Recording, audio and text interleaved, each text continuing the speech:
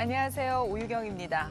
독서를 하다 보면 좀 읽기가 난해해서 한 장 한 장 넘기기가 참 쉽지 않은 책들이 있죠. 미국의 연설가 겸 작가인 로버트 잉거솔이 이런 말을 했습니다. 사랑하는 법을 배워라. 특히 좋은 책을 사랑하는 법을 배워라. 세상의 모든 돈을 주고도 살 수 없는 보물이 그 좋은 책 안에 들어있다. 배우고 노력하려고 애쓰지 않는다면 그 보물을 찾을 길은 없다. 좋은 지식과 지혜를 내 것으로 만들기 위해서는 약간의 노력이 필요한 것 같습니다. 오늘 오유경의 인생 책방의 주인공 먼저 화면으로 만나보시죠. 오유경의 인생 책방이 오늘의 주인공을 만나기 위해 찾아간 곳.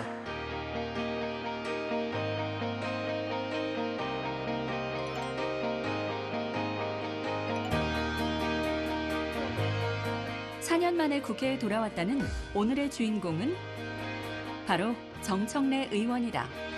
네, 어서 오십시오. 반갑습니다.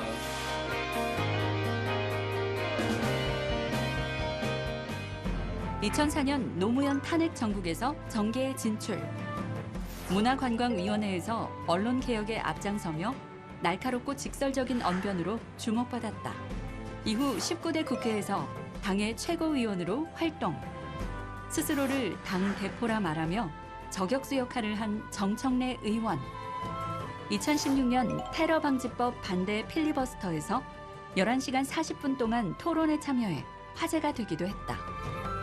19대 국회 임기 4년 동안 국회 사무처와 시민단체, 정당으로부터 17차례 우수의원으로 선정되며 입정활동에도 열정을 쏟았는데 20대 총선에서 공천 배제된 후 와신 상담 끝에 21대 총선에 도전. 다시 국민의 선택을 받은 정청래 의원. 그의 인생책은 무엇일까? 네, 유발 하라리의 호모데우스를 여러분들의 인생의 책으로 추천합니다. 인류가 걸어왔던 발자취를 통쾌하면서도 통렬한 해안으로 분석하고 있고, 그리고 21세기의 새로운 과제, 불멸, 행복, 신성에 대한 인류의 욕망, 이것이 어떻게 실현될 것인가. 그래서 이 책을 읽어보면 또 다른 각도에서 인간에 대한 역사를 다시 볼 수 있게 되어서 전 참 감명 깊게 읽었습니다. 정청래 의원의 인생책 호모데우스를 만나보자. 오늘의 주인공은요, 4년 만에 돌아온 분입니다. 삼선 의원, 정청래 의원 소개하겠습니다. 어서 오십시오. 네, 안녕하십니까. 네. 네. 갑자기 네. 여기서 박수 받은 의원님은 처음이신데 왜 지금 우리가 같이 한 번 더 박수를 주세요. 그리고 우리 이제 정청래 의원님과 좀 특별한 관계가 있다고 해서 오늘 이 자리에 모셨습니다. 개그맨 강성범 씨 오셨습니다. 네, 어서 오세요. 안녕하세요. 네, 예. 반갑습니다. 예, 저도 네. 반갑습니다. 예, 우리 인생 책방의 가이드죠. 허희 문학평론가 소개합니다. 어서 오십시오. 네, 안녕하세요. 네. 자, 정 의원님. 네. 국회의원 배지를 1번 달았다고 그게 장안의 화제더라고요. 네. 오늘은 안 하고 오셨는데 네. 금배지 1번이라는 게 따로 써 있습니까, 뒤에? 0001 이렇게 써 있습니다. 뒤에 번호가 있어요? 네, 있습니다. 그게 똑같은 국회의원이잖아요. 근데 처음에 이제 300명 그 배지를 나눠줘야 되잖아요. 예. 근데 그걸 뭐 분실할 수도 있고 그러면 좀 다시 사야 되거든요. 예. 그때는 35,000원 주고 다시 사야 됩니다. 그래서 이게 처음 발급받은 건지 그래서 뭐 분실해서 받은 1번부터 건지. 뭐 300번까지는 이제 나눠줘야 되겠죠. 네, 그렇습니다. 근데 원래 그 8년 전에, 예. 8년 전에도 1번으로 받으시려고 예. 새벽까지 갔는데 앞에 누가 한 분 계시더래요. 예. 그래서 그때는 2번 받으셨고. 이번에 총선 1번. 때, 예. 17대 국회 때 예. 그때는 정말 의도적으로 1번을 받아야 되겠다. 네. 그리고 이제 모든 소리를 다 준비하고 해놓고 당선증을 가져가야 되잖아요. 예. 그걸 놓고 가셨어요, 혹시? 아니 받자마자 그걸 갔는데 예. 누가 저보다 더 빨리 왔더라고요. 아니, 혹시 의원님 저기 비행기에서 네. 도착하자마자 제일 먼저 앞으로 딱 나가시면 주로 예. 산에 갈 때도 예. 가다 보면 제 뒤에 아무도 없어요. 혼자 가고 있어요. 그리고 선거 때 보면 예. 우리 그 참모들이 힘들대요. 걸음이 너무 빨라가지고. 그래서 제가 하기 어려운 것 중에 하나가 네. 느리게 걷기예요. 그러니까 이번에는 사실은 뭐 그걸 의도를 하지는 않았는데 네. 저 도와주시는 분이 네. 일본으로 받게 해드리겠다고 해서 본인이 제일 먼저 달려가가지고 먼저 가져왔더라고요. 그러신 거예요. 저는 그래서 몰랐어요. 일본으로 아. 받을지를 몰랐어요. 그러신 거예요. 유세하실 때도요. 예. 이렇게 영상으로 이렇게 봤는데 예. 무슨 지하철 전철이겠죠. 이 계단을 이렇게 올라가는데 누가 자전거를 갖고 올라가니까 그거를 본인이 도와주시겠다고 잡고서 올라가는데 마치 느낌이 탈주해서 도망가는 듯한 너무 빨리 올라가니까 그러니까 자전거 주인이 막 쫓아 올라가고. 처음 국회의원이 2004년도 때 되셨죠? 2004년도 17대, 그때 17대 하셨고 18대 낙선, 낙선하셨고 19대 당선, 그렇죠. 20대 컷오프, 컷오프 21대 당선. 그렇죠. 그래서 짝수기 때는 이제 쉬셨는데 네. 사실 저희 시야에서는 벗어난 적이 없고 방송 활동을 굉장히 많이 하셔서 우스개처럼 들릴 수 있지만 네. 제가 이제 강연을 많이 다녔어요. 그럼 이제 KTX를 탈 거 아닙니까? 예. 그러면 저한테 와서 막 항의를 해요. 국회 일 안 한다고. 지금도 국회의원인 줄 아시고 지금도 국회의원인지 아는 거예요. 어. 그때도. 그러면서 저한테 막 항의를 해요. 네. 국회의원 똑바로 하라고. 그래서 네. 저 국회의원 아닌데 뭘 국회의원 아니냐고. 그리고 막 이렇게 억울하게 혼난 적도 있어요. 네. 그 정도로 4년 동안 예. 제가 얼마나 바쁘게 살았냐면요. 네. 그러니까 아마 이 국회로 들어가지 못한 아픔을 그래서 많이 잊었을 것 같아요. 책 3권 썼고요.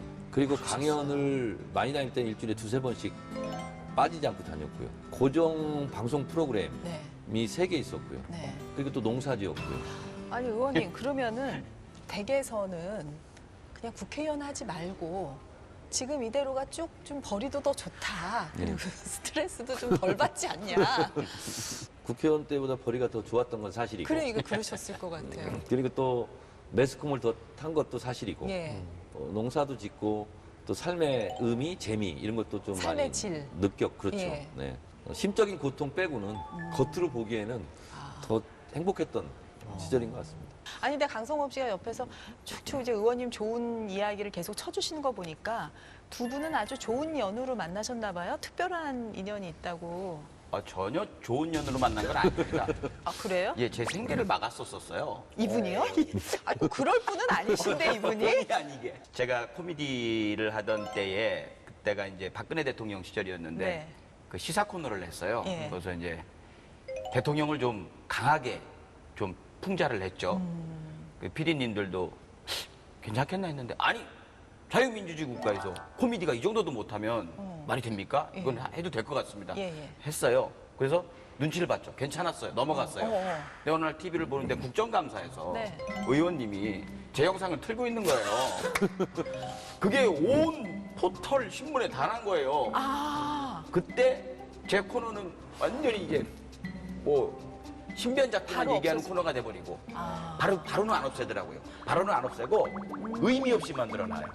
그러다가 코너가 없어지고 이렇게 놀고 있었는데 그 의원님이 뭐 출판 기념회를 한다고 하시는데 예. 저는 그 감정이 좀 안 좋잖아요. 그렇죠.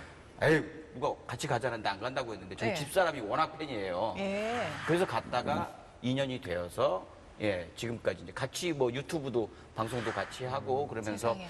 되게 인연이 꽤 됐죠. 그런데 어. 중요한 거는 좀 너무 점잖해지신 것 같은 느낌. 예전에는 눈빛이 살아있었거든요. 걸리기만 아니, 해봐.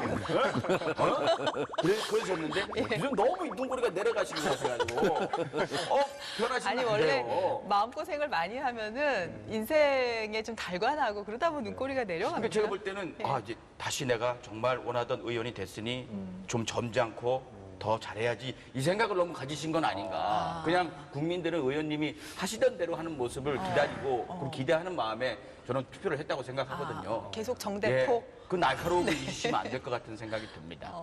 그러니까 답계라는 말 있잖아요. 예. 정청래답게, 예. 오유경답게. 예.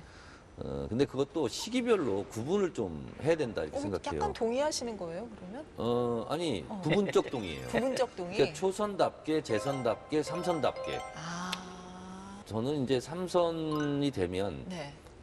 초선의 초보처럼 하면 안 된다. 더불어민주당도 그렇고 네. 문재인 정부도 그렇고 정청래 삼선 의원도 바다 같은 사람이 되자. 강물이 바다로 흘러가는 이유가 두 가지가 있어요. 바다가 강물보다 몸을 낮춰서 낮은 데 있기 때문에 강물이 바다로 흘러가는 것이고 또 수많은 강물들보다 더 넓고 깊고 크기 때문에 그걸 다 받아 안을 수 있는 넉넉함이 있기 때문에 강물이 바다로 흘러가는 거거든요. 그래서 이제 집권 여당이고 또 여당 삼선 국회의원이 됐으면 바다 같은 정당, 바다 같은 사람이 돼야 하지 않을까 그런 생각이 듭니다. 근데 저 바다도요. 평상시에는 세상 온화한 것 같고 포근한 풍 같고 한데 네. 한 번 쓱 나면 다 뒤집었잖아요. 그렇죠. 그런 모습은 간직하고 계셔야 되지 않을까. 그건 당연히 아마 있으실 것 같고 잘해주셔서 지금 감동받아서 말을 못 이을 뻔했는데 아유 의원님이 진짜 아니 근데 이제 예. 우리 강성범 씨 같은 분들이 그런 게 있어요.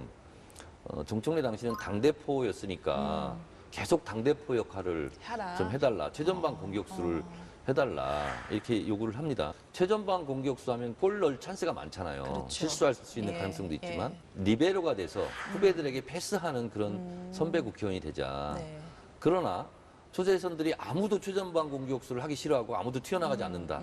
그때는 내가 또다시 최전방 공격수를 하겠다. 그런 생각을 갖고 있습니다. 두 분이 좀 더 의논을 좀 많이 해시면 좋을 것 말씀 같고요. 저렇게 하시는데 죽겠습니다. 오늘 사실 책 얘기를 해야 되는데 좀 들어가 보겠습니다. 네네. 의원님께서 유발 하라리의 호모데우스를 네. 오유경의 인생 책방에 추천을 하셨는데 네. 가장 최근에 저한테 깊은 감명을 준 책이 호모데우스입니다. 시대를 관통하는 이 통찰력, 네. 해박한 지식, 그리고 이 책은 무엇보다도 정보값이 많습니다. 그리고 미처 생각하지 못했던 고정관념을 깨는 맞아요. 그런 해안들이 있죠, 이 책에. 이 호모데우스라는 예. 뜻이 신이 된 인간이라는 의미를 데우스가 갖고 있거든요. 신이죠. 네. 예. 근데 이 신이 된 인간이라고 하면 인간이 숙명적으로 지녀왔던 가난이라든가 역병이라든가 전쟁 같은 이런 과업들을 나중에는 극복하게 되고 예. 뭐 지금 현재도 극복해 나가고 있고 인간이 불멸 또 행복, 신성을 성취하게 되면서 네. 정말 신처럼 군림하게 된다라는 건데요. 저 읽으면서 좀 무서워지기도 하더라고요. 전 호모데우스가 아니라 사피엔스잖아요. 예, 그렇죠. 아니 호모데우스 같은 사람들이 이제 나타나면 나는 끝장이겠구나라는 그런 두려움 같은 게 네. 우선 컸고 예. 그런 호모데우스의 등장이 있을지 없을지 우리가 뭐 확답을 내릴 수는 없지만 그럼에도 불구하고 어떠한 결단을 내려 나가는가가 중요하다. 네. 그런 의미에서 특히 정치의 역할, 앞으로 정치가 국민들의 중지를 모아서 어떤 선택을 해 나갈지가 네, 결국 네. 이 호모데우스가 도래하는 미래를 우리가 어떻게 살아갈지를 좀 대처할 수 있게 하지 않을까라는 네. 생각을 좀 해봤습니다.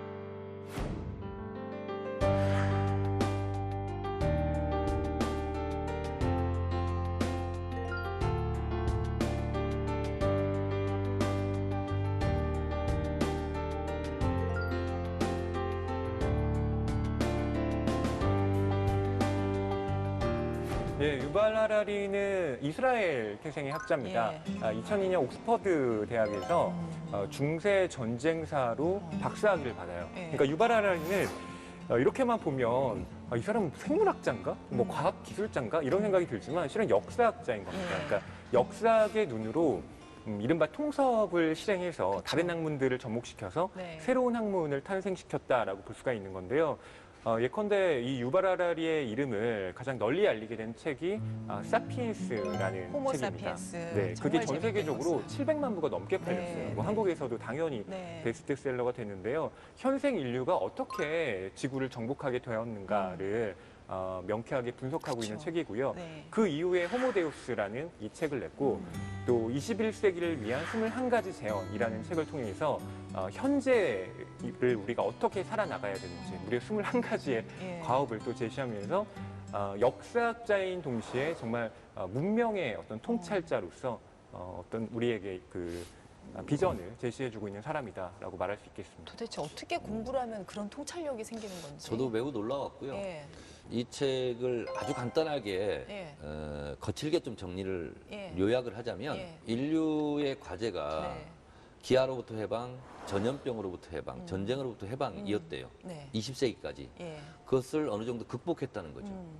기아 문제를 역설적으로 뭐라고 얘기하냐면 배고파서 죽는 사람보다는 너무 많이 먹어서 비만으로 인해서 그렇죠. 죽는 사람이 더 많아졌다라는 네. 거고 전쟁으로 인해서 죽는 사람들도 아주 퍼센티지가 낮아졌어요. 예. 그래서 전쟁도 이제 일어나지 않고 거의 통제하는 수준이 됐다. 전염병 같은 경우를 감명 깊게 읽었는데 네. 1300년대 흑사병이 나왔을 때 네. 유라시아 인구의 3분의 1 내지 4분의 1을 생명을 앗아갔거든요. 네. 과학의 발달로 극복이 됐다는 거죠. 네. 그 다음에 21세기의 과제는 그럼 뭘까? 인류가 떠하는. 그것은 불멸하는 것, 행복해지는 것, 네. 신성이 되는 것. 네. 이거라는 거죠. 이걸 향해서 지금 달려가고 있는 것이 네, 네. 21세기라는 거고요. 네. 100년 전에 인간의 기대 수명이 50이 안 됐대요. 근데 100년 동안 기대 수명을 2배로 늘려놨어요. 그러면 앞으로 100년 동안 기대 수명을 2배로 늘렸는데 앞으로는 50년 안에 기대 수명을 2배로 늘린다는 거죠. 그러면 2050년, 60년대가 되면 인간의 기대 수명이 150살이 된다는 거죠. 예. 그랬을 때 일어날 변화, 예. 이것을 예측한 적이 있는가? 예. 인간들이요. 예. 미리 내 보여주는 거야. 어. 미리미리 대비해. 어. 이런 통찰력이 있는 책입니다.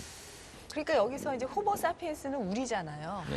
우리가 이제 지구의 주인이 되게 된 이런 이야기를 생물학적 관점에서 역사학자가 서술을 해서 놀라움을 줬는데 앞으로 나올 신종 인간은 호모 데우스고 그 호모 데우스란 신종 인간 호모 사피엔스가 이미 아니다라는 얘기를 해서 그러니까 그래서 이제 호모 사피엔스가 종말이 되는 거잖아요. 그러니까 이런 거죠.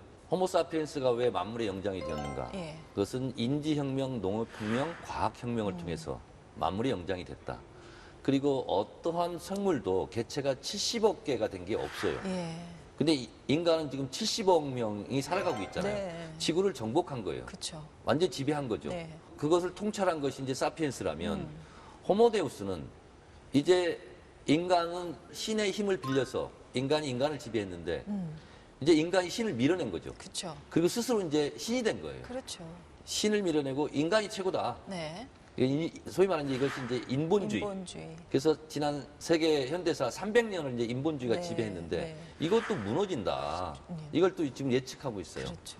이 호모데우스 이 책을 보면서 정치인은 미래에 대해서 준비해야 되잖아요. 그쵸. 닥칠 위험이라든가. 예, 예. 그래서 이 책을 읽으면서 많은 창의적 아이디어들이 떠올랐어요. 예. 그 중에서 제가 이 책이 참 많은 메시지를 던지고 있는데 제 의원회관은 449호인데 네. 여기는 446페이지를 한번 보세요. 449호. 옥스퍼드 대학교의 연구자인 칼 베네딕트 플레이와 마이클 A. 오스본이 고용의 미래라는 보고서를 작성했대요. 네. 그래서 여기에 보면 향후 20년간에 앞으로 기계라든가 컴퓨터 때문에 밀려나는 직업들을 서술을 해놨습니다. 네. 그래서 2033년경 네. 텔레마케터와 보험업자들이 알고리즘에게 일자리를 뺏길 확률은 99%, 네. 스포츠 심판에게 일어날 확률은 98%, 계산원에게 일어날 확률은 97%, 요리사에게 일어날 확률은 96%. 이렇게 다 밀려난다는 거거든요. 제빵업자는 89%가 네. 밀려난다는 거예요. 예, 앞으로 예. 이제 기계가 다 만든다는 거죠. 예, 예. 이걸 보면 유발 하라리의 어떤 이 역사적인 해안 이런 것이 우리가 닥쳐올 경제 문제까지 경고하고 있는 거죠. 그렇죠. 그러니까 대한민국도 예를 들면 앞으로 10년, 20년 후에는 이러한 직업군들이 없어진다. 그렇죠. 예. 그러면 국가로서는 어떻게 이걸 대비할 것인가. 이런 과제도 여기서 많이 주고 있어요. 저는 예. 저걸 읽으면서 좀 제 예. 입장에서 생각을 해봤거든요. 인간의 수명이 150살이 되고 뭐 더 나아가서 영생이 된다. 네. 근데 저기서도 약간 놓치고 있는 것 같은 게 영생을 얻으려면 장기도 주기적으로 계속 바꿔줘야 그렇죠. 되고 피부 예. 같은 것도 재생을 해줘야 그렇다는 되고 거잖아요. 예. 그때도 돈 많은 사람만 될 거 아니에요. 그 얘기를 그렇죠. 지금 하는 거죠. 예. 어. 그러니까 그러기 위해서는 모든 그 국민들이 잘 될 수 있는 지금의 의료보험 같은 것들이 잘 돼야 될 텐데 그게 네. 가능할 것인가? 의원님 방금 말씀하셨듯이 직업이 없어지고 있는데 맞아요. 그렇다면은 나중에는 잉여 인간들이 굉장히 많이 늘어날 거란 말이에요. 예, 그럼 예. 그 사람들에 대한 대책은 어떻게 세울 것인가? 여기가 정치하셔야 되겠는데. 그런 거에 대한 고민도 되게 던져주는 것 같아요. 그래서 요즘 국가에서 지원금 주잖아요. 그렇죠. 네. 그게 저는 지금 과도기적이고 굉장히 실험적인 일이라고 생각을 해요. 네. 그냥 단순히 지금 어려워서가 아니고 이렇게 해봤더니 어떤 효과가 나오나 막 이런 거 잘 데이터 분석을 해가지고 네. 앞으로 주기적으로 국민들에게 이런 좀 제도를 만들어 놓으면 어떨까요? 그 그런 인간의 욕망의 방향을 지금까지 무엇으로 막을 수 있었던 적은 없는 것 같은데 이 흐름을 우리가 위험하다고 해서 다 같이 가지 말자는 아마 됩니까? 정치로 되는 겁니까? 그러니까 이 책에서 네. 바로 그 부분을 지적하고 있는데요. 네. 더 좋은 조건이 되면 더 좋은 기대치가 생긴다는 거예요. 예. 그래서 끊임없이 욕망이 가속도를 내서 달려간다는 거거든요. 네. 같이 100만 원을 받으면 아무 불만이 없어요. 나는 100만 원 받는데 너는 왜 200만 원을 받아? 네, 이런 상대적 박탈감. 이것이 행복을 많이 깨트리고 있다라는 거죠. 근데 이 자본주의 속성상 끊임없이 욕망은 욕망을 낳고 끊임없이 달려나간다는 거죠. 네. 그래서 그거를 어떻게 그럼 인류가 해결할 것인가 예, 하는 예. 것도 하나의 숙제로 여기서 이제 제시하고 있는데 네. 예를 들자면 이제 이 책의 마지막 결론 부분이 그겁니다. 신이 인간을 지배하는 하나의 빌려온 힘이라면 앞으로는 모든 것을 데이터가 지배하게 되고 데이터 숫자가 수치가 종교처럼 신격화돼서 데이터가 모든 인류를 지배하게 될 거예요. 그걸 데이터교라고 표현을 하던데 네, 그렇습니다. 의원님은 그런 미래가 올 것 같으세요? 저는 올 거라고 봅니다. 왜냐하면 알파고가 예. 이세돌을 이기잖아요. 네. 이제 인간은 기계를 이길 수가 없어요. 특히 데이터를 집적한 이런 AI 기능을 누가 인간이 한 사람이 이기겠어요. 그래서 저는 아니, 그런 시대가 예. 급속하게 좀 오고 있다. 예. 아우, 강성범 씨 의원님의 이런 모습은 우리가 지금까지 발견을 못했던 거예요? 아니면 겉으로 보기엔 되게 가벼워 보이고 실없어 보이시는데 실업자기보다는 이제 거침없는이라는 표현이 딱 맞는데 이제 그런 예. 이미지만 많이 부각이 됐었는데 나 여기서 억울한 게 하나 있어요. 예. 저보고 유쾌한 의원이다. 예. 그러면 동의. 근데 저보고 가벼운 의원이다. 부동의. 왜 그러냐면 이것도 개념 정립을 다시 해야 돼요. 가벼운 정치인은 공천을 못 받았다고 탈당하고 맞아요. 이당저당 옮겨 다니는 게 예. 가벼운 정치인인 거예요. 그렇죠.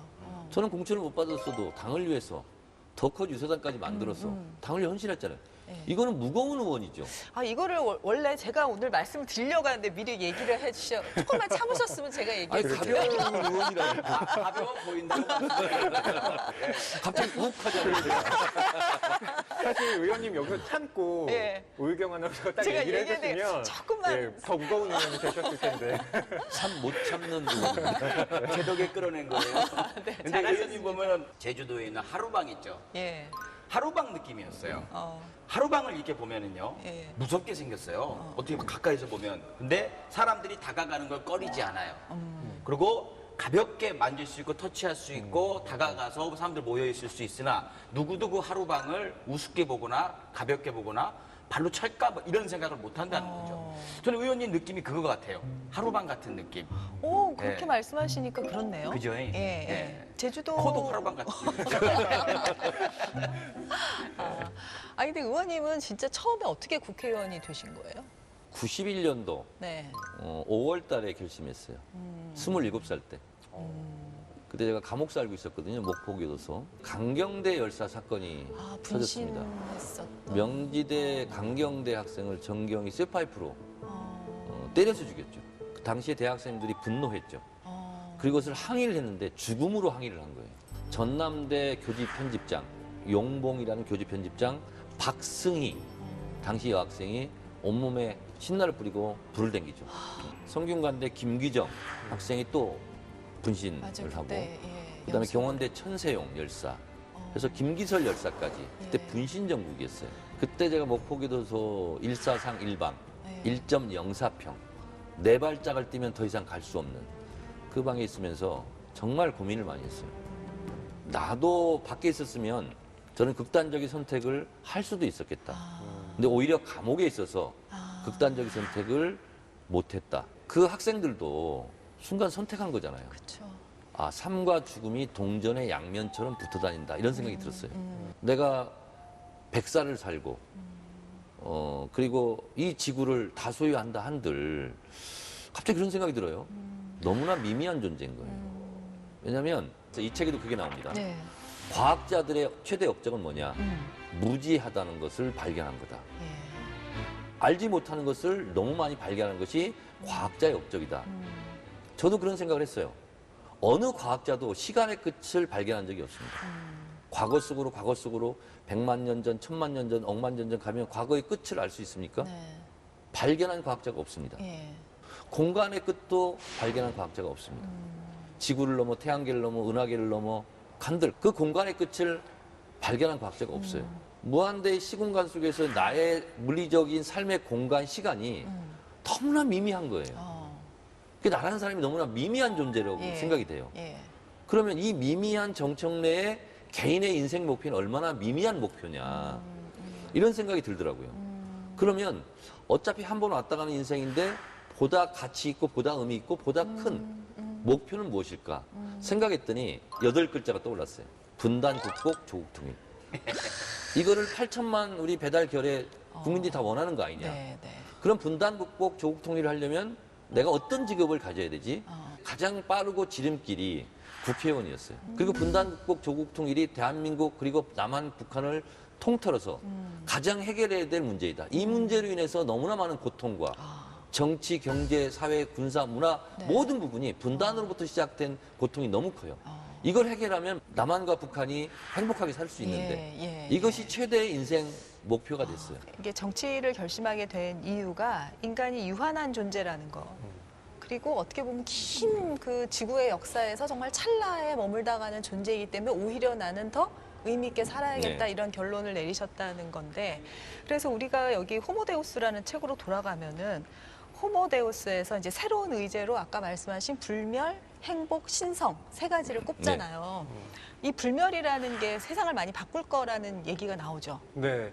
그러니까 인간의 최대 고민 중에 하나가 예. 그런 유한한 존재라는 거잖아요. 그쵸. 근데 그걸 실제로 극복해 나가려는 움직임이 일어나고 있다는 겁니다. 네. 가령 구글 같은 경우는 죽음을 우리가 해결하겠다라는 모토를 내건 자회사를 설립해서 지금 연구를 진행하고 그렇죠. 있습니다. 맞아요. 그러니까 예. 그것이 뭐 완벽한 불멸을 가져올지는 모르겠지만 최소한 노화를 늦추고 우리의 기대 수명을 훨씬 늘리는 네. 역할은 분명 할 거라는 네.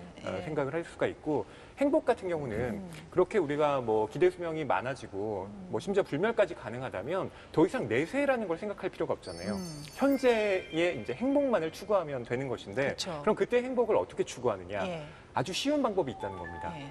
우리의 호르몬을 조절하는 거예요. 아, 인간은 데이터로 생물이니까. 하는 거니까. 예, 그래서 지금은 아주 나쁜 방식, 그러니까 마약 같은 것을 통해서 극도의 쾌감을 높이는 방식을 차용하지만 네. 앞으로는 그런 부작용이 없는 금단 증상도 없고 우리에게 악영향도 끼치지 않는 왜냐하면 그때는 인간은 알고리즘으로 다 풀리는 거고 그렇죠. 알고리즘을 조정해서 그냥 행복을 느끼게 할 수 있다는 거잖아요. 맞습니다. 어. 뭐 특정한 약을 먹거나 주사를 맞으면 그렇게 그쵸. 될 수 있다는 네. 거고요. 그리고 그렇게 불멸과 행복을 거머쥔 인간은 뭐 신성을 자연스럽게 획득하게 된다는 겁니다. 이때의 신성이라고 하는 건 기독교의 가시 아니고요. 그리스 신화에 나오는 초능력을 가진 그렇죠. 그런 존재들이라고 생각하시면 네, 되겠습니다. 그걸 유발 하라리 같은 경우는 세 가지로 분류를 하는데 네. 첫 번째는 이제 생물학적인 방식. 그러니까 영화로 따지면 엑스맨이 되는 겁니다. 그렇죠. 예, 돌연변이가 돼서 어. 우리가 그런 특별한 능력을 갖게 되는 것. 예. 두 번째는 영화 로보캅처럼 사이보그처럼 예, 우리가 기계와 결합해서 네. 가능해지는 것이고 세 번째는 비유기적 신체, 그러니까 인공지능과 결합해버리는 겁니다. 네. 이건 영화 트랜스센던스라는 영화가 있는데요. 네. 거기에서 그 조니 뎁이 네. 그 컴퓨터와 결합하면서 어마어마한 능력을 갖추게 돼요. 예. 예, 그런 걸 우리가 상상해보면 되겠습니다. 예. 예전에는 그런 영화를 보면은 참 상상력도 좋아, 말도 안 돼 이렇게 생각을 했는데 요즘 과학의 흐름을 보면 가능할 수도 있겠다는 생각이 드는 게 이 영화가 예. 현실이 되는 예. 것을 우리가 바로 목격하고 있지 않습니까? 그러니까 코로나19. 놀라워요. 중세시대 흑사병 이래 가장 치명적인 바이러스가 코로나19 같습니다. 네. 팬데믹이 왔고 세계 경제를 지금 마비시키고 있지 않습니까? 영화에서 이미 예견했던 바예요. 예, 예. 미국의 월스트리트 월가에서 시체들이 쌓여 있고 네. 냄새가 진동하고 네. 이걸 묘사한 영화는 많이 있었어요. 지금 현실이 되고 있지 않습니까? 그리고 세계 최강국 미국이 지금 뭐 당황해서 어쩔 줄을 몰라 하는 예. 이런 상황. 예. 그래서 미국에 대한 신화, 신드롬도 저는 이번 코로나19로 깨졌다고 봐요. 그런 것 같아요. 영국도 네. 그렇고 이탈리아도 그렇고요. 예. 그래서 우리가 생각했던 선진 강국의 개념이 네. 지금 바뀌어 나가고 있다. 네. 대한민국은 선진국인가? 적어도 보건, 의료, 방역 부분에서는 세계 최고의 선진국이다. 네. 라는 자부심을 우리 국민들이 갖게 됐어요. 예. 어쩌면 예. 유발 하라리 교수가 그거 쓰고 있는지도 몰라요. 예. 달러의 신화가 깨질 것 같습니다. 기축통화가 기축통화. 바뀐다? 예. 미국 경제는 항상 적자예요. 그래서 달러 찍어내서 막고 있고요.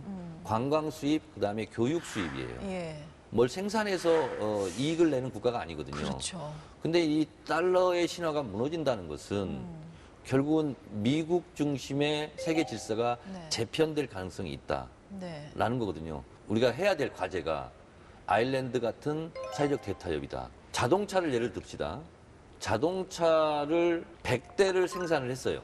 옛날에 100대를 다 팔았습니다. 네. 근데 지금 살 나라가 살 형편이 못 돼요.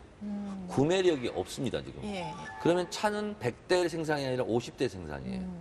그럼 100명의 노동자가 있다가 50명 노동자만 필요해요. 50명을 해고해야 돼요. 네. 그럼 그래야 될 것인가? 50명이 돈을 못 벌어요. 그러면 국내 경제가 돌아가지 않습니다. 소비가 일어나지 않기 때문에. 그러면 이 100명을 그대로 유지해야 돼요. 그 문재인 대통령이 얘기하는 고용 유지 속의 경제난 극복이에요. 50명만 일하고 50명은 일 안 하는데 고용은 유지해야 돼요. 그럼 어떻게 되냐면 이부제로 되는 거예요. 이틀에 하루 나와서 일하는 거예요. 그럼 월급은 반으로 깎일 수 있습니다. 그래서 500만 원 받고 생활하던 사람들이 월급 500만 원 샐러리맨들은 예. 300만 원 수준으로 내려갈 수 있다는 거죠. 10년 전으로. 네. 그래서 앞으로 코로나 백신이나 치료제가 나오기 전에는 네. 비대면, 네. IT 이런 기업은 더 좋아질 거예요. 그렇지 않은 면대면 무슨 뭐 제품 회사라든가 이런 것은 거의 다 쓰러지고 망하게 될 거거든요. 그러니까 이 산업 구조도 이제 개편이 되는 거예요. 그런 면에서 본다면 우리나라는 그래도 형편이 나은 편이에요. 준비할 수 있는 여력도 다른 나라보다는 많이 있고요. 재정 건전성도 굉장히 높은 편입니다. 네. 네. GDP 대비 네. 한 1000조 정도 됩니다. 네. GDP 대비 국가 채무가 38% 안팎이에요. 굉장히 빚이 없는 나라예요. 그런데 보수 언론에서는 이게 이제 56%까지 간다. 그러니까 이거 엄청난 일이다. 예. 일본이 200%가 넘습니다. 예. 국가 부채가. 예. 그리고 유럽에 우리가 선진국이라고 얘기한 나라가 다 100% 이상이에요. 우리는 굉장히 좋은 편이에요. 그러면 우리가 국가 부채 비율을 60%로 늘린다. 네. 위기를 극복할 수 있는 재정적 여력이 우리나라가 다행히 있어요, 지금. 예. 갑자기 우리가 지금 100분 토론된 것 같은데 강성범 의원님 질문하시죠. 그러니까 의원님이 말씀하신 그 국가 부채라는 게 누구한테 들어보니까 그거래요. 내 연봉이 1억이에요. 근데 빚이 뭐 한 3,800만 원 있는 거예요. 그러면 보통 연봉 1억 있는 사람이 빚이 3,800만 원 있으면 대출이자 해봐야 갚아가면서 충분히 살 수 있잖아요. 우리 연봉보다 더 많이 대출 받은 사람도 막 수두룩한데 근데 그걸 갖고 일주 안에 국민들한테 이자가 나라 망할 낮으니까. 것 같이 막 이렇게 어. 이런 걸 좀 의원님 같은 분들이 그거 아니다라고 국민들 좀 안심 좀 많이 시켰으면 좋겠어요. 그런 안심을 시키는 예. 면이 한 면이 있고요. 예. 또 하나는 닥쳐올 미래에 대한 현실을 미리 아는 것은 굉장히 중요해요. 그래서 제가 말씀드리는 건데 대한민국의 경제는 80% 이상이 대외 의존성이에요. 수출로 먹고 사는 나라거든요. 네. 근데 수입할 나라가 없어요, 지금. 대한민국의 제품을. 예. 다 지금 팬데믹으로. 그렇죠. 그렇죠. 그러면 우리는 물건을 만들어도 수출을 못 하게 됩니다. 그러니까 대한민국 경제는 대한민국 경제만의 문제가 아니라 전 세계와 연동돼 있고 네트워크가 돼 있어요. 네. 그렇기 때문에 물건을 못 팔아요. 그럼 수입이 줄어들어요. 예. 그러면 당장 예. 수입이 줄어들면 어떻게 되겠어요? 줄여- 허리띠를 졸라매야 되겠죠. 잠깐 이제 우리 허희 의원의 질문을 하나 듣고서 이제 책 얘기로 넘어가도록. 저는 사실 이제 코로나도 그렇지만 실은 이제 정청래 삼선 의원님께서 앞으로 국회에 이제 일을 좀 해주셨으면 하는 바람 중에 하나가 이 유발하라리가 이 책을 이제 내고 2017년에 한국에 내한을 했거든요. 그때 강연에서 예. 그 AI 규제에 대한 이야기를 합니다. 그러니까 지금은 AI의 문제를 사실상 이제 얼른 개발하세요. 우선 개발하고 난 뒤에 얘기합시다로 지금 이렇게 분위기가 형성되어 있는데 그때 뒤늦게 제어하려면 이미 늦었다라는 거예요. 그렇기 때문에 정부와 또 국민들이 이 AI 문제에 대해서 적극적으로 토론하고 이에 대한 입법화를 어떻게든 이제 추진할 필요가 있다라고 당시에 언급을 했는데요. 이번에 이 책을 추천해 주신 만큼 그에 대한 고민도 좀 국회에서 해주셨으면 하는 바람을 갖고 있습니다. 법은 원래 느림보예요. 예. 앞으로 벌어질 일에 대해서 미리 법을 내기가 참 어렵습니다. 예. 그렇죠. 그래서 어떤 현상이 벌어지는데 항상 나오는 얘기 비판이 뭐냐면 법이 없다. 처벌할 법이 없다. 입법이 사각지대다. 법미비다. 이런 얘기를 해요. 근데 그건 그럴 수밖에 없는 거예요. 법은 느림보예요. 그래서 어떤 현상이 있고 그걸 규제하든 장려하든 이렇게 생기는 건데 그런 차원을 넘어서 AI 문제는 앞으로 닥칠 이것이 행복이 될 수도 있고 재앙이 될 수도 있잖아요. 그래서 그거는 미리 연구해서 길목을 지키는 법을 만들 필요는 있겠다 이런 생각이 듭니다. 이 책에서 그 이제 불멸, 행복, 신성을 얘기하면서 불멸의 삶을 사람이 얻게 되면은 더 이상 의미 있는 삶을 살려고 안 할 거다, 사람이. 사실 아까 의원님도 내가 너무나 유한한 존재이기 때문에 의미 있는 일을 해야겠다라고 결심했다고 하는 이 책에 딱 그 얘기가 나오는 거거든요. 근데 사람이 이제 죽지 않고 불멸을 얻어요. 신성을 얻어요. 그러면 내가 뭐하러 의미 있게 사냐, 그냥 이 순간을 일단 교육도 천천히 받으면 될 것 같기도 하고 삶의 형태가 완전히 바뀔 것 같은데 그거에 대해서는 어떻게 생각하세요? 그러니까 의식과 지식 중에서 네. 뭐가 더 유의미할까? 이 여기에 나오는 질문이죠. 예. 의식과 지식. 예. 근데 이 의식이라는 것은 나 혼자 독특하게 생각해낸 거냐? 네. 아니라는 거죠. 우리가 1년 하루 24시간 365일 살아가면서 우리가 의식주를 해결해야 되잖아요. 네. 그 의식주 중에서 내가 직접 만들고 제공한 것이 몇 개가 있겠어요? 없어요, 거의. 지식이라는 것과 의식이라는 것도 수천만 년 동안 내려온 것에 대한 집적된 결정체다. 네. 내가 지금 생각하고 있는 것도 내가 고유하게 독창적으로 생각해낸 것이 아니라 숨없이 이 지구를 살아간 많은 사람들의 축적물이다. 예. 내 것이 아니다는 거죠. 네. 네. 그렇잖아요. 남이 연구해 놓은 예. 것을 내가 배운 거잖아요. 예. 그런 면에서 봤을 때 우리가 지금 이 2020년 6월 국회에서 우리가 생각하고 있는 의식 이것도 결국 객관적으로 보자면 정청래가 갖고 있는 의식은 정청래 것이 아닐 수 있다. 오유경 것이 아닐 수 있다. 네. 네. 저는 그래서 한 개인으로 본다면 무수한 네. 물질, 물체, 사람, 환경 뭐 이런 거에 대해서 저는 겸손할 필요가 있겠다 이런 생각이 좀 들어요. 이 호모데우스라는 책을 정말 너무너무 소화를 잘 하셔서 지금 얘기를 해주시는 게 이 책을 진짜 열심히 읽고 감명도 많이 받으신 것 같아요. 저는 책을 읽는 습관 중에 네. 하나가 네. 밑줄을 치고요. 아, 그리고 중요한 부분에 대해서는 메모 요약을 해놓습니다. 책에다가. 그러니까 완벽하게. 좀 여담이지만 예. 책 읽는 습관, 책 읽는 방법, 어렸을 때부터 이게 이제 습관이 이제 거의 몸에 밴 건데요. 이 책을 읽으면서 누구한테 얘기해줘야지. 아, 맞아. 그러면 읽다가 다시 앞장을 다시 해가지고 맞아, 뭐지? 맞아. 예. 다시 기억하고. 예. 그래서 책을 읽는 방법 중에 좋은 책 읽는 습관 중에 하나입니다. 이게 예. 내가 읽고 나로서 그치지 않고 내가 이것을 누구한테 얘기해줘야지. 그렇게 읽으니까 기억이 남는 그 컨텐츠들이 많이 있어요. 그 의원님 원래 저기 의원 하시기 전에 직업이 있었잖아요. 아유, 대한민국 유명한 학원장이셨어요. 학원장. 그래서 사모님이 지금 왜 정치하냐고 지금 계속 그러시는 거예요. 이후에 이제 운동을 했었기 때문에 네. 그때 되게 머리 좋으신 분들이 더 학문적으로 가지 못하고 네. 큰 자리로 못 가고 학원 쪽으로 가시는 분들이 많았어요. 그때 그랬죠. 이 전력이 전과가 있으면. 있으면은. 예. 아. 그래서 이제 그때 이제 국회의원이 목표를 세웠는데 예. 그러면 국회의원을 언제 할래? 음. 그래서 2004년 만 38세 때 국회의원을 한다. 예. 그러면 10년 동안 뭐 할래? 자본주의 사회 속에서 그래도 능력은 인정받아야 되잖아요. 아. 능력을 인정받아야 나눔과 배품을 할 수가 있잖아요. 그래서 뭘 할까 한참 생각하다가 학원을 선택했어요. 예. 아, 내가 잘할 수 있는 것은 학원이다. 그래서 감옥에 있으면서도 맨투맨 종합영어를 공부했어요. 아, 그 영어 학원을 하셨다는 얘기예요? 그래서 영어를 제가 강의를 했습니다. 3년 동안. 아. 저한테 영어를 배운 네. 학생들이 저 때문에 아직도 영어를 못해요. 아니 근데 학원으로 성공하고 돈도 많이 네네. 버셨다고 들은 거 근데 같아요. 저는 그때 이제 그때만 하더라도 예. 주로 문법 강의였어요. 아, 독해, 그랬지. 우리 때는 그랬어요. 리딩, 컴프리헨션 예, 뭐 이런 거 예. 있잖아요. 그래머 뭐 이런 거. 성문 종합 영어 달달 외워가지고 그래서 하던 시절. 성문 종합 영어를 저는 고등학교 때 배웠고 예. 근데 감옥에서는 맨투맨 종합 영어 5번까지 나오는 거 그걸 거의 다 외웠어요. 그거 알아요? 성문 종합 영어? 아, 저 알고 있습니다. 그리고 제가 알고 있는 그 작가 중에 한 명이 예. 실제 정청래 의원님이 하시던 학원에 다닌 적이 있어요. 아, 진짜요? 네, 그 당시에. 어. 그래서 되게 좀 무서운 선생님이었다. 근데 저기 어느 순간 TV에 나오셔서 저기 유쾌하게 얘기를 하고 계셔서 좀 깜짝 놀랐다라고 엄한 얘기하더라고요. 선생님이었나 보다. 주입식 교육을 하셨던 거 아닌가요? 스파르타식 학원이었어요. 엄마들이 원하는 아, 그런 선생 학원을 그런 운영하셨고. 학원이었고 제가 3년간 영어 강의를 했었고 예. 잘 나갔었습니다. 아유, 참. 근데 생각해보면 네. 그때가 돈도 제일 많이 벌었고 그리고 제 개인적으로 보면 가장 많은 대우를 받았어요.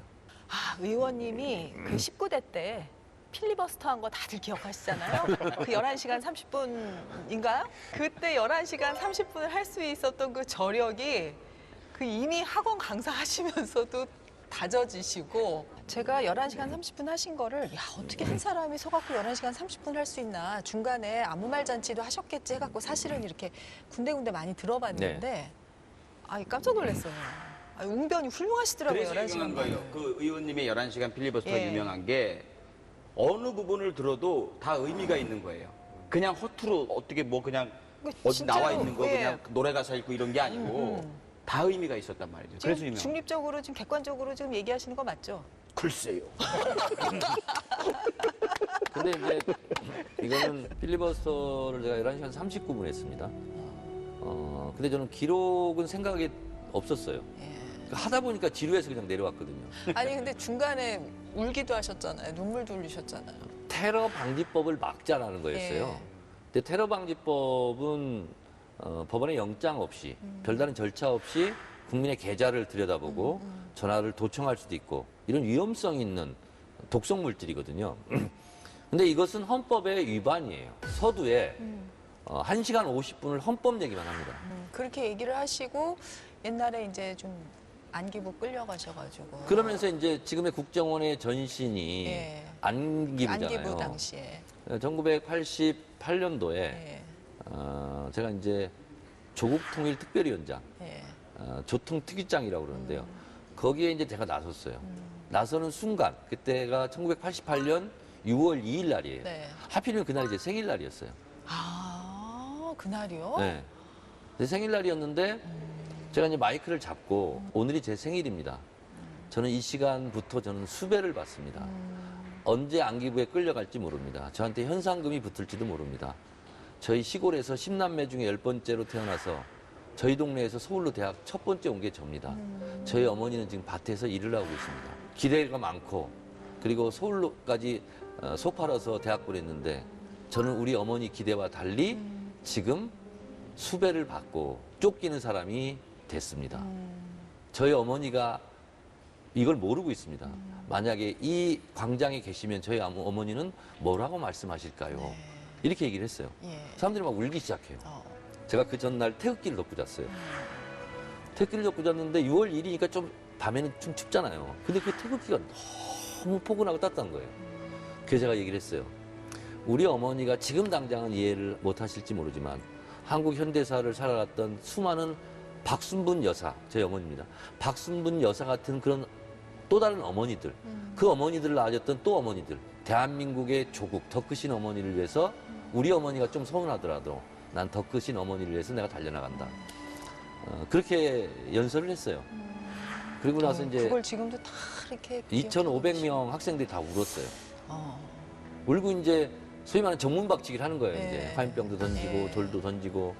근데 저는 이제 보디가드들이 2명이 붙어요. 이제 그 안기부 수배를 받으니까.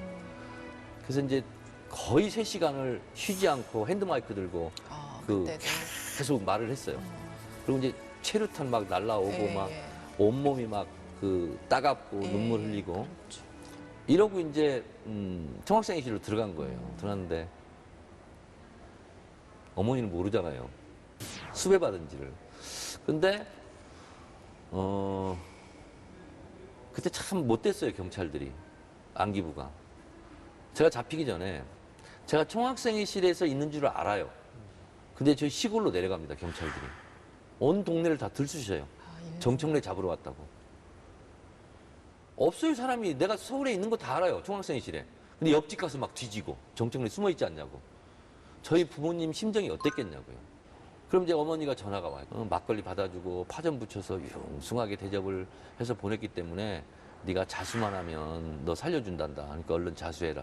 어머니가 이제 그 전을 한 거죠. 근데 어머니는 이제 순진해가지고 경찰들이 그러니까 진짜 그럴 줄 알고. 그리고 이제 석 달을 그렇게 이제 피해 다니고 도망 다녔죠. 그러다가 후배 자취방에서 잡혔어요. 팬티 하나만 남기고 다 벗겨요, 옷을. 그 모욕감을 주기 위해서. 그리고 수건으로 눈을 가립니다. 발길질과 주먹질이 어디에서 날라오는지를 몰라요. 근데 제가 할 수 있는 것은 자존심을 지킬 수 있었던 것은 두 가지밖에 없어요. 울지 않는 것. 너희들한테 맞아서 아프다고 울지 않는 것. 그리고 또 때려라고 그 자리에 와서 또 앉아 있는 것. 두 가지가 저 자존심을 지키는 건데 자존심을 지켰어요. 근데 더 많이 맞았죠, 그러니까. 도종환 의원이 거침없이 정청래라는 책에 추천사를 썼잖아요. 네. 거기에 정청래는 야성이 살아있는 정치인이다라고 했는데 정말 그 야성이라는 것이 저는 그 열정 같은 건데 네. 그 열정이 그러니까 지금만 그렇게 보이는 것이 아니라 그 정치인을 이제 꿈꿨던 혹은 그 이전에 옳은 길을 걸어야겠다라고 결심했던 그 청춘의 시절부터 그 야성이 있었구나를 지금 이야기를 들으면서 좀 알게 되더라고요. 제가 정치를 하고 제가 학생 운동을 했던 것은 사람에 대한 사랑이었거든요. 그러니까 이 책에서도 얘기를 하고 있는 게 인간이면 다냐? 왜 돼지 목숨을 소중하게 생각 안 하냐? 이런 거잖아요. 그렇죠. 예를 들자면. 똑같은 동물이다. 똑같은 생명체라는 거죠. 생명체다. 이 책에도 잠깐 언급이 됐지만 전 인류를 통틀어서 인종을 초월해서 공통적인 것을 뽑아냈대요. 그게 한 7가지 정도가 도덕적 가치가 있어요. 네. 예를 들면 이런 거예요. 웃사람을 존경해라. 남의 물건 빼앗지 마라. 뭐 이런 거예요. 네. 이거는 7가지를 다시 압축해놓은 두 단어가 있습니다. 협동과 연대. 인류는 협동과 연대를 통해서 만물의 영장이 되었다는 거고 이 지구를 지배하게 됐다는 거죠. 그러니까 사람은 이 책에 나옵니다만 150명 이상과 친해질 수 없다는 거예요. 그렇죠. 그렇기 때문에 연대가 필요하고 분업과 협업을 통해서 협동을 해서 인류가 지금까지 생존해 왔다는 거잖아요. 그렇죠. 그러면 이런 가치는 시대가 바뀌어도 변할 수는 없어요. 마치 사랑의 가치가 변할 수 없는 가치인 것처럼. 저는 그래서 끊임없이 저 자신을 멀리 떨어뜨려 놓고 보는 연습을 많이 합니다. 정치인이 흔히 범할 수 있는 덫이 자기 합리화예요. 근데 자기 합리화보다는 자기 객관화하는 연습을 저는 하고 있어요. 자, 오늘 참 여러 가지 얘기를 했는데 뭐랄까 다큐멘터리 같은 얘기를 많이 들어가지고 네. 강성업 씨 왕년에 하셨던 거 한 번만 살짝 보여주시면 안 돼요? 막판에 훅 들어오시네. 그래도 나오셨으면 한 번은 해주시고 아니, 가셔야지. 지하철.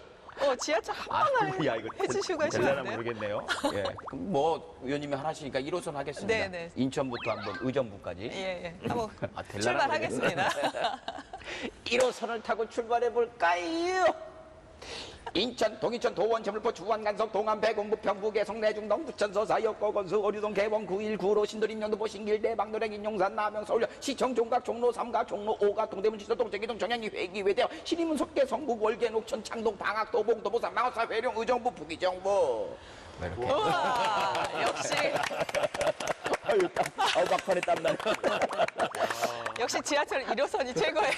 예. 그리고 저기 들으시는 분들은 이제 네. 꼭 그런 분들이 있어요. 노선도 펴놓고 만나 틀리네. 분들. 이게 한 15년 전 버전이야. 예. 새로 들어온 역도 있고 네, 이름 네. 바뀐 역도 있고 그러니까 예. 좀 감안하십시오. 아유, 잘 들었습니다. 앞으로 진짜 조금 더 활발하게 활동하시는 모습 많이 뵙고 싶고. 네.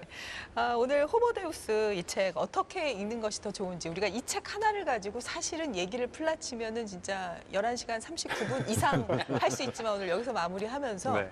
예, 좀 정리를 좀 해주세요. 이 책이 기술 발전으로 인한 인류의 미래를 담아내고 예. 있는 책이잖아요. 그래서 이 책을 보는 동시에 저는 다른 영화나 책을 좀 참고해 보셔도 좋겠다. 그럼 훨씬 더 실감나지 않을까 싶은데요. 네, 네. 그 아까 말씀드렸던 2014년도 영화 그 예. 트랜센던스라고 하는 초월이라는 뜻을 갖고 있거든요. 네.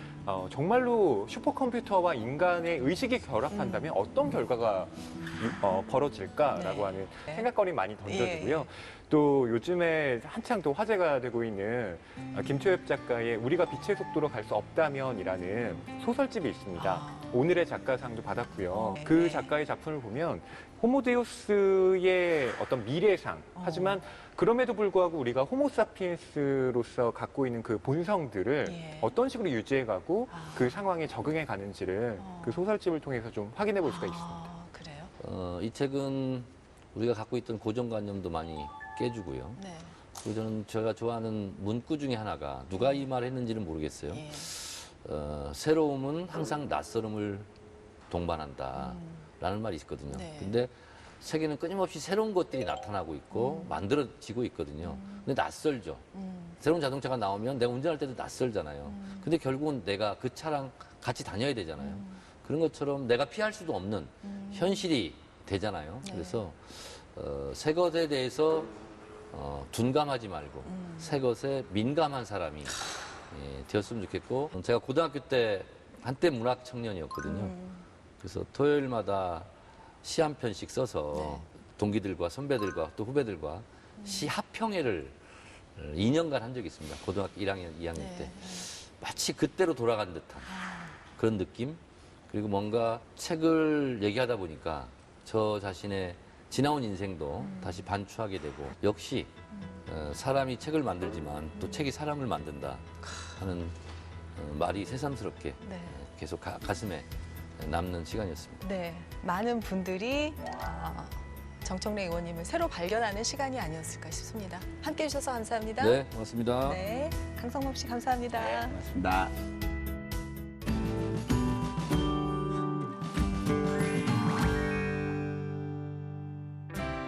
안녕하세요. 오늘 뭐 있지? 맹수지입니다. 국회 도서관이 추천하는 새로 나온 책과 화제의 책을 소개해드리는 시간입니다. 긴 하루 끝에 좋은 책이 기다리고 있다는 생각만으로도 그날은 더 행복해진다. 미국의 시인이자 수필가인 캐슬린 노리스의 말인데요. 지친 하루의 끝에 한 권의 책이 위로가 되길 바라면서 엄선한 책을 소개해드립니다. 역사에 관심은 가지만 차근차근 공부하기엔 너무 바쁜 현대인들을 위한 역사 입문서가 나왔습니다. 밀레니얼 세대의 시점에서 역사를 새롭게 재구성한 책, 역사 오디세이입니다. 지리, 신화, 전쟁, 종교 등 온갖 분야를 넘나드는 박학다식한 세계사. 시간의 흐름이나 지역의 구분에 따라 역사를 서술하는 기존의 문법이 아닌 살면서 한 번쯤 궁금했을 이야기로 흥미를 자극하는데요. 숫자를 쓸 때 왜 세 자리마다 쉼표를 찍을까? 다리공주가 약을 구하러 떠난 서천 지역은 어디일까 등을 시작으로 커피 한 잔으로 뒤바뀐 세계의 역사, 인류 문명의 땀방울은 지하수로 흐른다 등의 내용을 훑다 보면 파편화된 지식이 하나로 이어지는 신기한 체험을 하게 되는데요. 그동안 어렵게만 생각했던 역사를 새롭게 배울 수 있는 책입니다. 오늘날 바다는 땅보다 중요한 가치를 갖는다고 하는데요. 우리가 꼭 알아두어야 할 소중한 자산인 해양 영토에 대해 분석한 책, 바다와 영토 분쟁 소개합니다. 한국해양대학교 국제해양문제연구소는 바다와 관련된 여러 문제나 현안에 대한 궁금증에 실마리를 제공하는 연구서를 펴냈습니다. 이 책의 총괄 책임을 맡은 우양호 교수는 세계 각지의 해양 영토 분쟁 사례들을 인문학적인 관점에서 조망하고 진단과 해법을 모색해보고자 했다라고 말했는데요. 지구 표면적의 71%를 차지하는 해양, 그 크기만큼 해양의 생태적 가치는 육지의 약 2배이고 광물 자원도 육상보다 약 100배나 많을 만큼 방대한데요. 때문에 세계 각국은 해양 산업 육성과 해양 영토 확장에 총력을 기울이고 있죠. 바다와 영토 분쟁, 바다를 둘러싸고 벌어지는 뜨거운 이슈 속으로 풍덩 빠져보시면 어떨까요? 전 세계를 뒤흔든 코로나19 바이러스. 쉽게 극복되지 않는 상황 속에서 어떻게 대응해야 하는지 심도 있게 다룬 책이 나왔습니다. 코로나19 동향과 전망 소개합니다. 코로나19 사태가 지속되는 가운데 경제학자, 미래학자 등 9명의 전문가가 현재까지의 상황을 진단하고 앞으로의 미래를 전망한 책인데요. 코로나19로 잃은 것은 무엇이고 또 얻은 것은 무엇인지, 앞으로 우리는 어떤 준비를 해야 하는지 여실히 분석했습니다. 특히 이 책의 핵심은 한국의 경제 위기 상황에 대한 점검인데요. 팬데믹이 통제 가능해진다고 하더라도 자동차, 항공, 해운 등의 산업들은 글로벌화의 후퇴로 리셋에 가까운 충격을 받을 것이라고 진단합니다. 코로나19에 대한 단순한 걱정보다는 한순간이라도 빨리 미래에 대한 대응책 마련에 모두가 노력해야 함을 시사합니다. 이런 위기 상황에서 전 세계가 주목하는 것이 있습니다. 바로 K-방역인데요.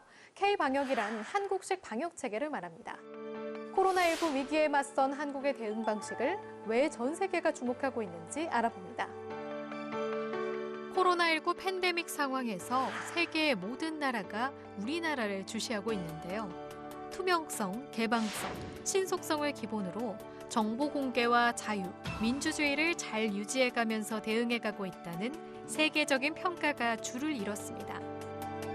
이 책은 코로나19 사태로 마스크 착용과 거리 두기 등 새롭게 부상하는 생활인 뉴노멀에 대한 20편의 긴급 진단을 모았는데요. 코로나19의 전개 양상과 다른 나라의 본보기가 된 한국의 방역 모델에 대한 사례를 수집하고 분석합니다. 요즘 코로나19의 여파로 경기 침체가 이어진 만큼 지역화폐도 새로운 대안으로 떠오르고 있죠. 지역화폐를 사용하는 분들이라면 주목해봐야 할 책, 뉴머니 지역화폐가 온다입니다. 영세한 소상공인, 얼어붙은 골목상권, 코로나19와 같은 재난 등 경제 재난에 대한 대응책으로 지역화폐가 주목받고 있습니다.